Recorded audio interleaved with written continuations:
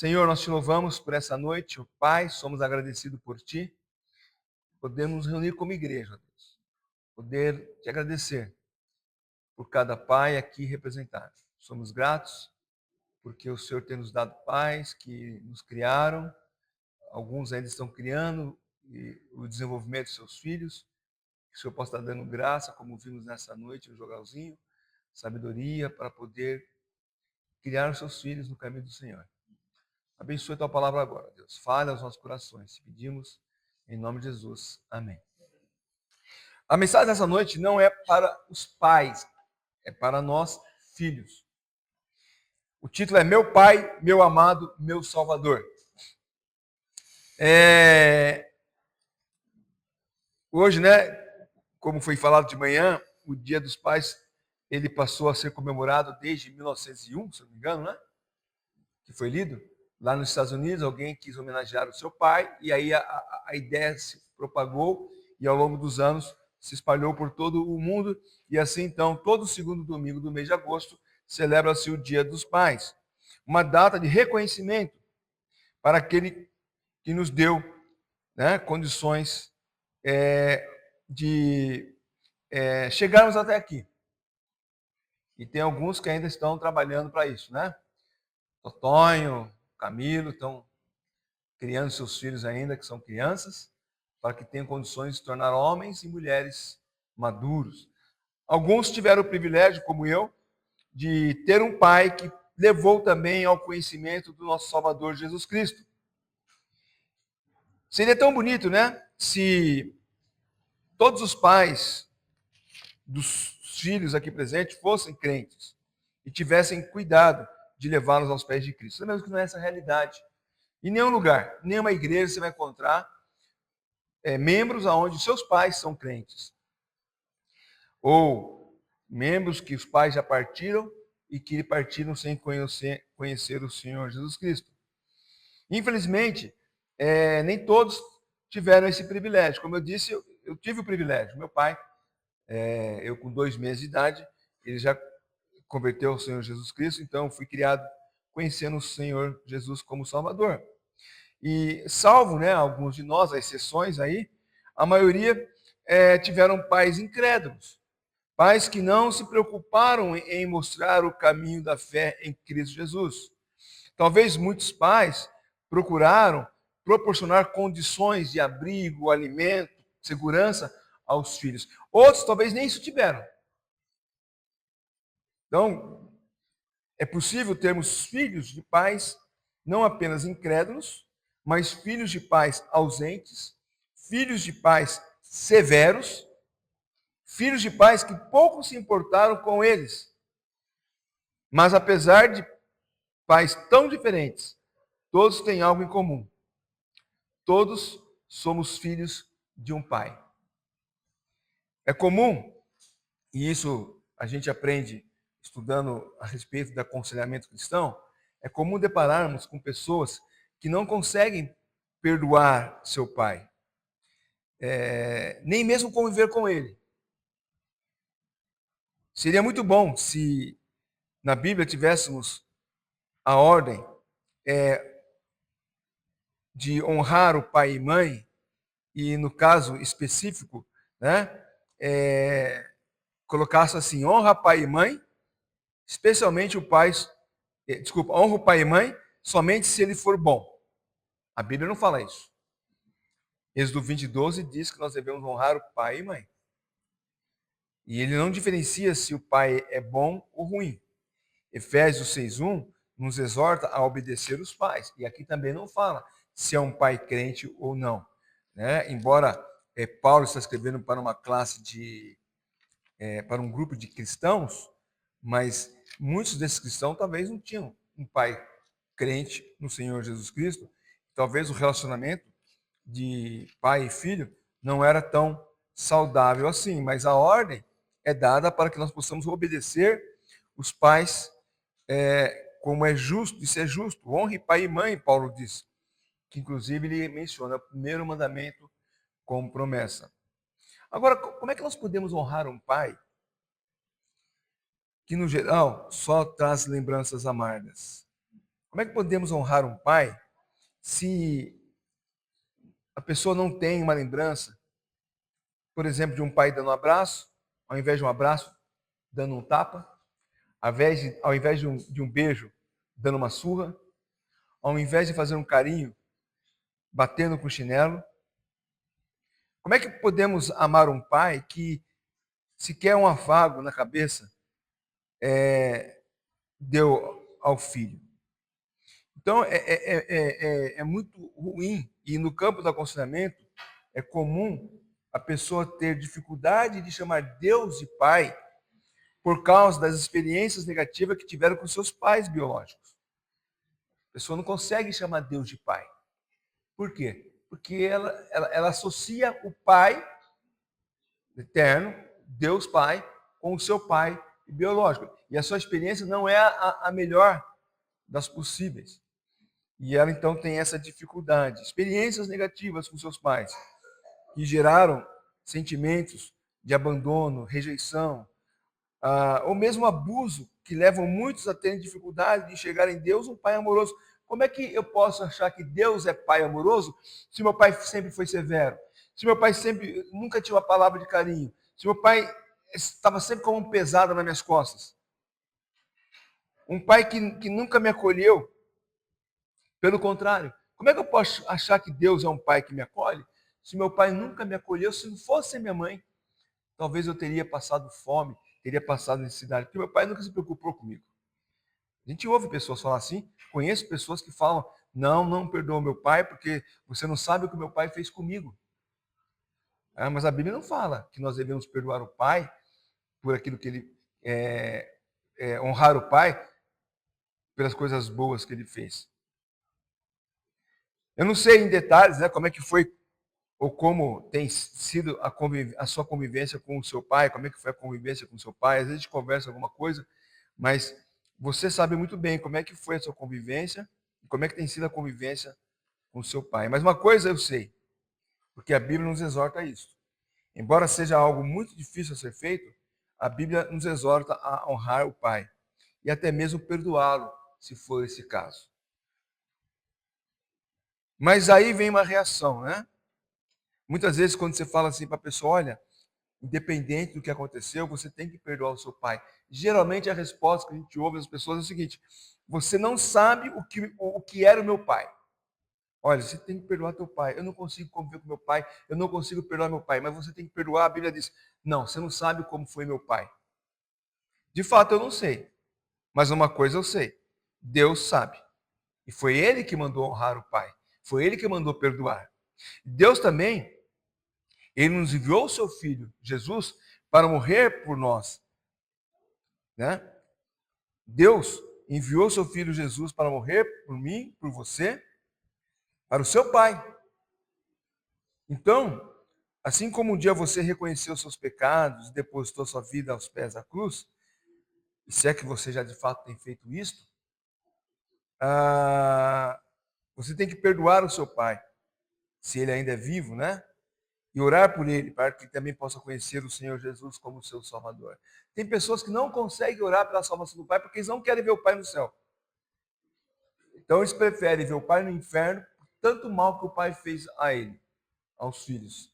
E eu tenho escutado bastante mensagens nessa área e de pessoas que trazem traumas da infância, os problemas que tiveram com o pai. E geralmente é essa dificuldade, pelo mal que sofreram na mão dos pais, não conseguem perdoá-los e desejarem que vão realmente para o inferno. Mas o que a Bíblia nos fala é que nós devemos perdoar os pais, orar pela salvação deles. Por que eu estou dizendo tudo isso? Para levar a cada um de nós, nessa noite, a voltarmos a Deus em gratidão por Ele ser o nosso Pai, por Deus ser o nosso Pai amoroso, fiel, companheiro, independente de como foi seu Pai. Deus é um Pai presente, um Pai fiel, um Pai amoroso. Nenhuma experiência, quer seja boa ou ruim, com os nossos pais biológicos, podem superar o nosso relacionamento com o nosso Pai eterno. Vamos ver alguns exemplos a respeito de como Deus é para nós, filhos dele. Primeiro, como já falamos, Deus é nosso Pai e nele podemos descansar. O Salmo 37:7 diz: descanse no Senhor e aguarde por ele com paciência. Não se aborreça com o sucesso dos outros, nem com aqueles que maquinam o mal. Como é difícil descansar no Senhor. As pessoas querem ter soluções imediatas, mas Deus, como Pai, fala: descansem em mim. Ainda, no Salmo 91, versículo 1 e 2 diz: aquele que habita no abrigo do Altíssimo. Algumas versões dizem no esconderijo, né? Aquele que habita no esconderijo do Altíssimo e descansa à sombra do Todo-Poderoso, pode dizer ao Senhor: tu és o meu refúgio e a minha fortaleza, meu Deus em quem confio. Então, podemos descansar em Deus Pai em todas as situações de nossas vidas. Não precisamos nos preocupar. Deus é um Pai que não foge da sua responsabilidade. Podemos descansar nele. Outra coisa, Deus é nosso Pai e nele não apenas podemos descansar, como também podemos confiar nele. Naum 1:7 diz: o Senhor é bom, um refúgio em tempos de angústia. Ele protege os que nele confiam. Pergunto, você tem confiado em Deus? Parece que às vezes é difícil, né? A situação está tão difícil que não dá para confiar em Deus. Parece que Deus não está nem se preocupando com as nossas necessidades. As nossas necessidades são tão imediatas, são tão ali presente e nos preocupa tanto que como é que Deus não está resolvendo nesse momento? Mas a Bíblia diz, como nós lemos aqui em Naum, ele protege o que nele confia. Também, Provérbios 3:5, confie no Senhor de todo o teu coração e não se apoie em seu próprio entendimento. Novamente, como é difícil confiar em Deus em todas as áreas da vida. É muito fácil chegar aqui e cantar nele, a gente pode confiar, né? Eu só confio no Senhor. Mas, de novo, será que estamos confiando realmente em Deus? Muitas vezes queremos tomar as ações pelas próprias mãos e não deixamos Deus agir. Mas Ele é o Pai que quer cuidar de nós. E tem certas coisas que não adianta nós queremos fazer.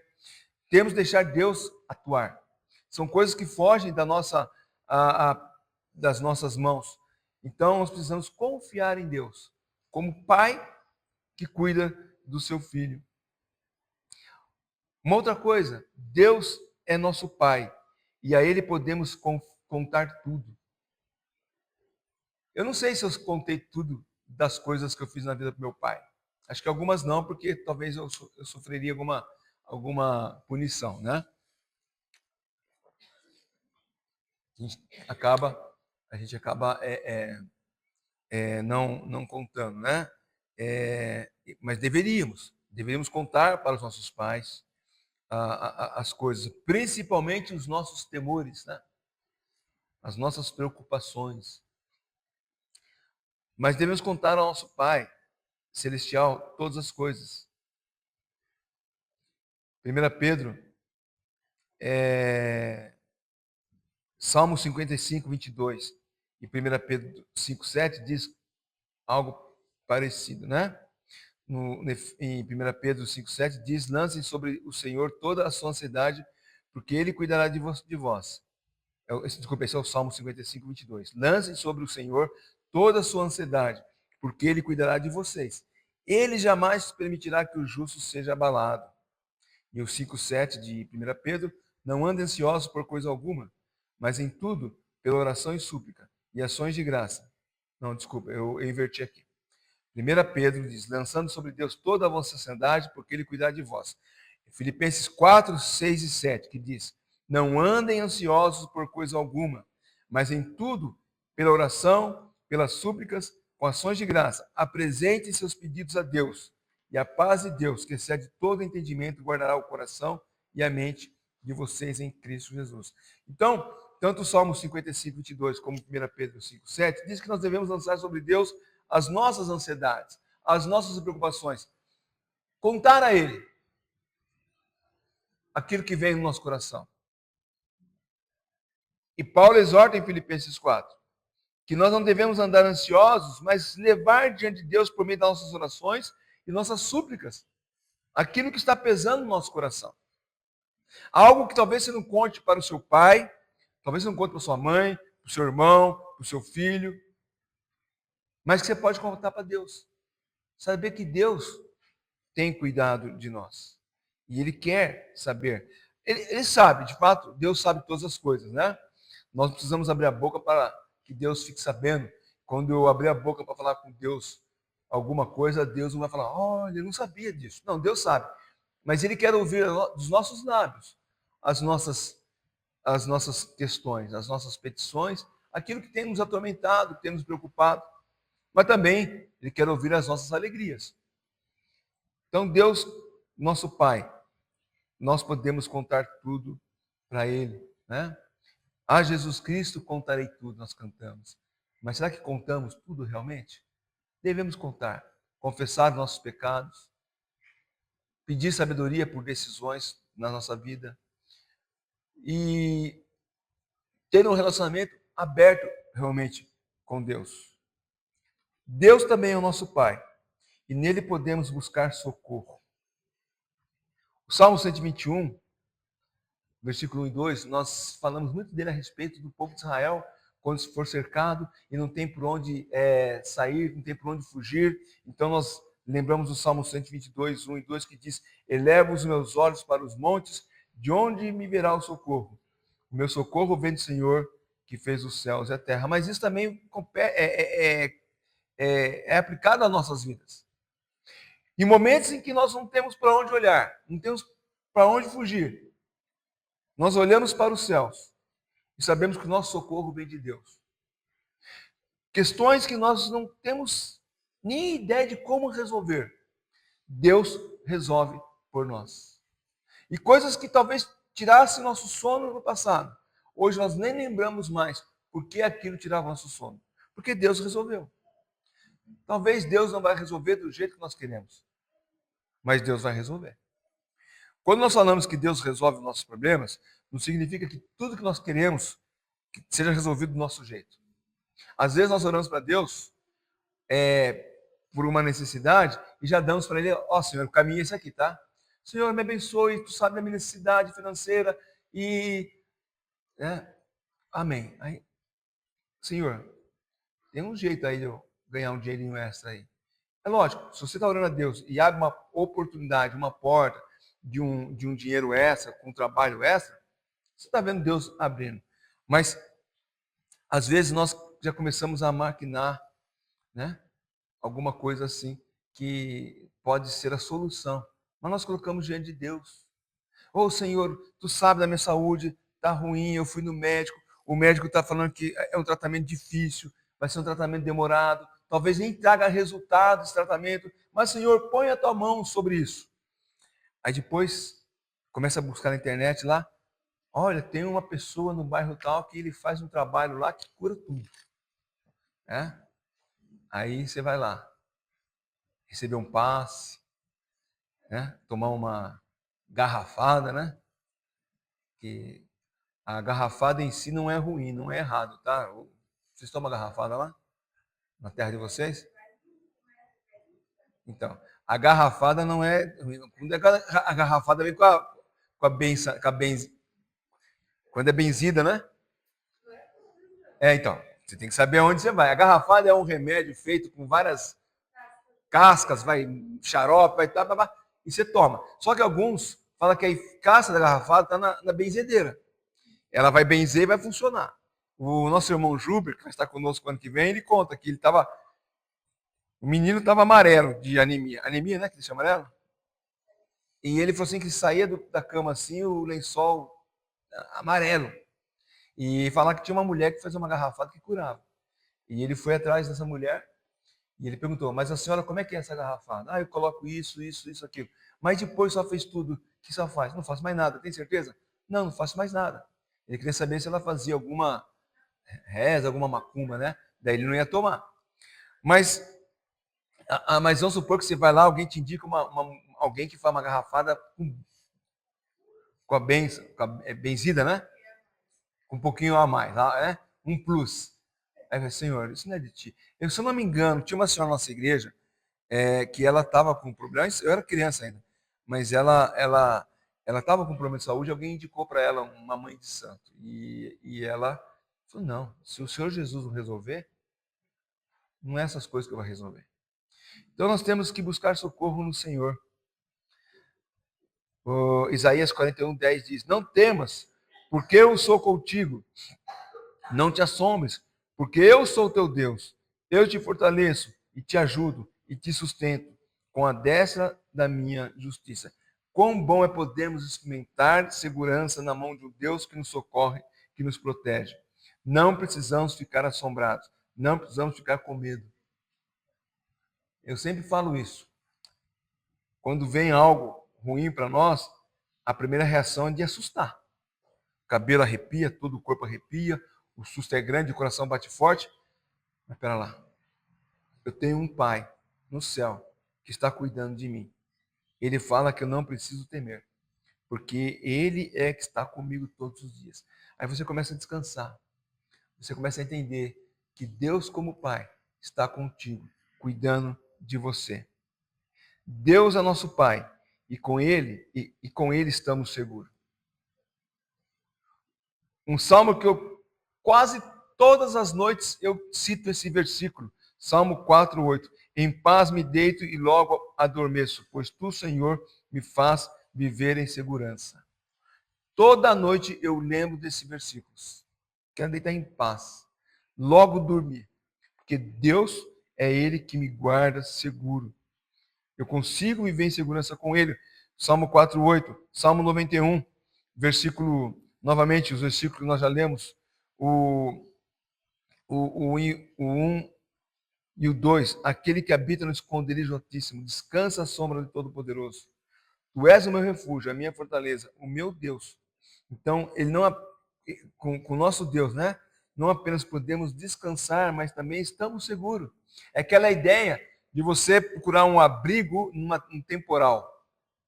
E você ali, ao encontrar o abrigo, você está seguro e você pode descansar. Não sei se você já passou por uma experiência dessas, de num momento voltando para casa do trabalho, de ônibus, cai aquele toró d'água, você procura algum lugar para você ficar protegido e ali descansar um pouco até passar a chuva e poder voltar para casa. Mas os temporais das nossas vidas, né? Muitas vezes nos assustam. Mas nele nós podemos ter segurança. Podemos confiar, né? Porque Deus é o nosso Pai. Talvez o seu pai nunca te trouxe nenhuma confiança. Talvez com o teu pai você não pôde contar nada para ele. Nem uma coisa boa, nem uma coisa ruim. Talvez você nunca pôde buscar socorro no seu pai. Talvez você nunca sentiu segurança ao lado do seu pai, ou mesmo pôde descansar ao lado dele. Mas em Deus você pode todas essas coisas. Porque Deus é o Pai amoroso. E a pergunta que eu faço é, como está o seu relacionamento com o seu Pai Celeste? Como é que está o seu relacionamento com Deus Pai? Se nós somos sinceros, a maioria das vezes nós buscamos a presença de Deus somente na hora da dificuldade, né? Na hora do aperto, na hora do perrengue, quando está tudo difícil. Nessas horas, corremos para a Bíblia, lemos a Bíblia, frequentamos os cultos. Tinha um cântico que a gente cantava na mocidade, que diz que quando tudo está bem, o crente diz aleluia e amém. Mas quando tudo está mal, o crente chora, né? Era mais ou menos isso o cântico. Então, nessas horas de dificuldade, corremos atrás de Deus, buscamos auxílio do Senhor, mas, como filhos de Deus, nosso Pai quer que o busquemos em todos os momentos de nossas vidas. Nos momentos difíceis, nos momentos alegres, nos momentos tristes. Deus quer que nós estejamos buscando a presença dEle. É lógico, na dificuldade, nós nos aproximamos mais de Deus, sem dúvida alguma. Nós procuramos estar mais perto de Deus, mas isso não significa que você deve ignorá-lo o resto do tempo, que deve esquecer de Deus, Ah, não, por que eu vou na igreja? Minha vida está boa, está tudo bem, eu não tenho nenhum problema, não tenho nenhuma dificuldade na minha vida. Por que eu vou procurar Deus? Aí começa a apertar o calo, começam a vir as dificuldades, eu corro para Deus, eu corro para a igreja, eu começo a ler a Bíblia, eu começo a querer, possível, ter culto todos os dias. Aí quando resolve os problemas, tudo se normaliza, Deus fica de lado. Nosso relacionamento com o nosso Deus Pai não deve ser assim. Deve ser de comunhão constante. Sabendo que Deus, Ele de fato sim nos livra de todo o peso, mas Ele também quer a nossa alegria, a comunhão com Ele. Saber que os nossos problemas, as nossas dificuldades, os nossos temores, não são mais nossos. É do nosso Pai eterno, porque Ele cuida de nós. Muitas vezes as pessoas, como eu disse no início, elas têm dificuldade de um relacionamento com seu pai e o que precisam tão somente é de algo simples, perdoá-los. Perdoá-los disto. Alguns talvez já tenham seus pais mortos. Então descanse no fato de que cada um vai prestar conta diante de Deus dos seus atos. Às vezes a gente assiste alguns filmes, né, em que a pessoa lá, o personagem, ele luta contra a falta de perdão ao pai morreu, aí ele, vocês já viram uns 2 ou 3 filmes desse aqui, inclusive na igreja, nós vimos um assim, a pessoa vai até lá onde o pai está sepultado, deixa uma cartinha, né, dizendo, perdoando o pai, tudo ali. É um ato simbólico de que, olha, eu não tive oportunidade de pedir perdão ou te perdoar em vida, mas eu entrego na mão de Deus. Por quê? Porque agora eu tenho um Pai eterno que cuida de mim, sabe das minhas necessidades, Ele sabe das minhas dificuldades, Ele sabe das minhas preocupações. Então, eu, eu não quero projetar no Deus Pai eterno aquilo que eu tinha como Senhor, como meu Pai. Então, descanse, sabendo que cada um de nós há de prestar conta diante de Deus. Se o pai é seu irmão em Cristo, nós devemos então louvar a Deus por isso, né? É um privilégio ter meus filhos como irmão em Cristo. É um privilégio ter meu pai como meu irmão em Cristo, mas nem todos têm esse privilégio.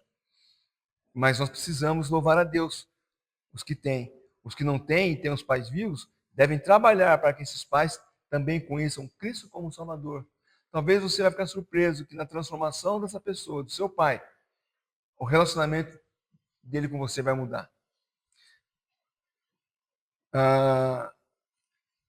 Mesmo seu pai não sendo crente, você deve aproveitar o tempo com ele e levar ele a conhecer ao Senhor Jesus como Salvador, para que você possa desfrutar na eternidade da comunhão com Deus e com ele. Mas como eu disse, né? Alguns têm uma experiência tão ruim com os pais que preferem que o pai vá para o inferno para que no céu não esteja do lado dele. Mas isso não é bíblico.